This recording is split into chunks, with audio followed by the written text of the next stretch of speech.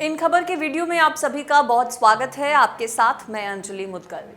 अपने 2 से 3 दिन की विदेश यात्रा से प्रधानमंत्री नरेंद्र मोदी वापस भारत लौट आए हैं। दरअसल G7 सम्मेलन में शामिल होने के लिए प्रधानमंत्री नरेंद्र मोदी इटली के दौरे पर गए हुए थे, जहां पर पीएम मोदी की ओर से कई बड़े राष्ट्रीय नेताओं के साथ मुलाकात हुई। कई नेताओं से द्विपक्षीय बातचीत भी हुई।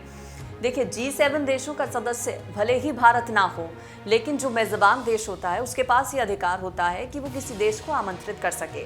और इस नाते इटली की प्रधानमंत्री जॉर्जिया मेलोनी की ओर से भारत को इनवाइट किया गया था। प्रधानमंत्री नरेंद्र मोदी को इनवाइट किया गया। पीएम मोदी ने कार्यक्रम में हिस्सा भी लिया और वहां से कई तस्वीरें सामने आई हैं।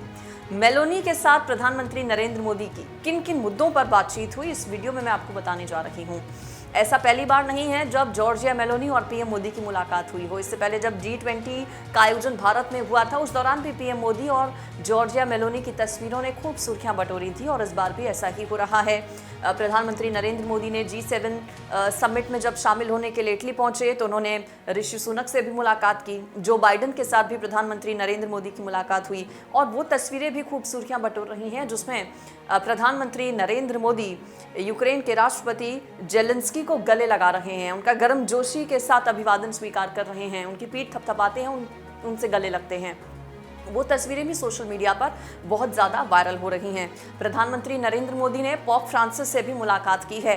पोप फ्रांसिस को भारत आने का न्योता भी पीएम मोदी की ओर से दिया गया है। इससे पहले भी 2 बार पोप फ्रांसिस को भारत आने का निमंत्रण पीएम मोदी दे चुके हैं, लेकिन वो किसी कारणवश भारत नहीं आ पाए थे। लेकिन इस बार कहा यह जा रहा है कि अगले साल प्रधानमंत्री नरेंद्र मोदी के निमंत्रण पर पोप फ्रांसिस भारत का दौरा करेंगे।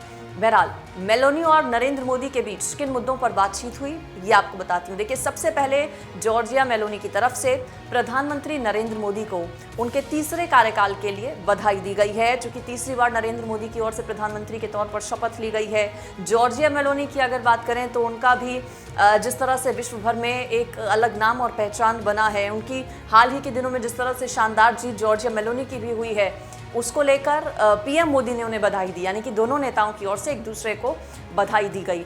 द्विपक्षीय जो वार्ता हुई है उसमें दोनों देशों के बीच कैसे संबंध जो हैं अलग अलग क्षेत्रों में वो बेहतर हों, इस पर पूरी तरह से जोर दिया गया। इस पूरे समिट के दौरान प्रधानमंत्री नरेंद्र मोदी की ओर से AI यानी कि आर्टिफिशियल इंटेलिजेंस को लेकर लगभग सभी नेताओं के साथ चर्चा की गई है। पीएम मोदी ने बताया G7 के फोरम पर कि किस तरह से भारत ऐसा देश बना है जो कि एक तरह से आर्टिफिशियल इंटेलिजेंस को लेकर आगे बढ़ने वाले देशों में सबसे आगे भारत इस वक्त चल रहा है। पीएम मोदी ने इस बात पर जोर दिया कि तकनीक का इस्तेमाल किस तरह से बेहतरी के लिए होना चाहिए। साथ ही साथ प्रधानमंत्री नरेंद्र मोदी की ओर से साइबर सिक्योरिटी का मुद्दा भी उठाया गया।